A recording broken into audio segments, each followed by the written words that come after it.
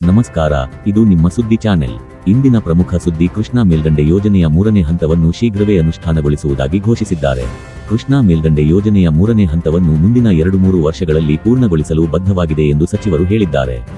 ರವಿವಾರ ಪ್ರದೇಶದಲ್ಲಿ ನಿರ್ಮಿತ ಜಲ ಮನೋರಂಜನಾ ಉದ್ಯಾನವನ ಉದ್ಘಾಟನೆ ವೇಳೆ ಅವರು ಈ ಮಾಹಿತಿ ನೀಡಿದರು.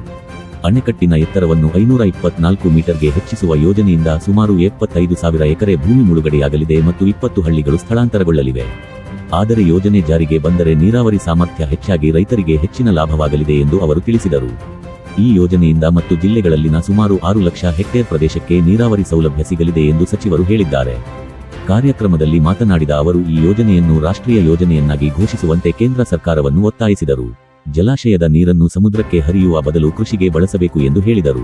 ಸಚಿವರು ತಿಳಿಸಿದಂತೆ, ಯೋಜನೆ ಕೇವಲ ರಾಜ್ಯಕ್ಕಷ್ಟೇ ಅಲ್ಲದೆ 4 ರಾಜ್ಯಗಳಿಗೆ ಸಹ ಪ್ರಯೋಜನಕಾರಿಯಾಗಿದೆ. ಈ ಕಾರ್ಯಕ್ರಮದಲ್ಲಿ ಅಧಿಕಾರಿಗಳು ಹಾಗೂ ಸಾರ್ವಜನಿಕರು ಉಪಸ್ಥಿತರಿದ್ದರು. ಇದೇ ರೀತಿಯ ಇನ್ನಷ್ಟು ತಾಜಾ ಸುದ್ದಿಗಳಿಗೆ ನಮ್ಮ ಚಾನೆಲ್ ಅನ್ನು ಲೈಕ್, ಶೇರ್ ಮತ್ತು ಸಬ್ಸ್ಕ್ರೈಬ್ ಮಾಡಿ. ಧನ್ಯವಾದಗಳು.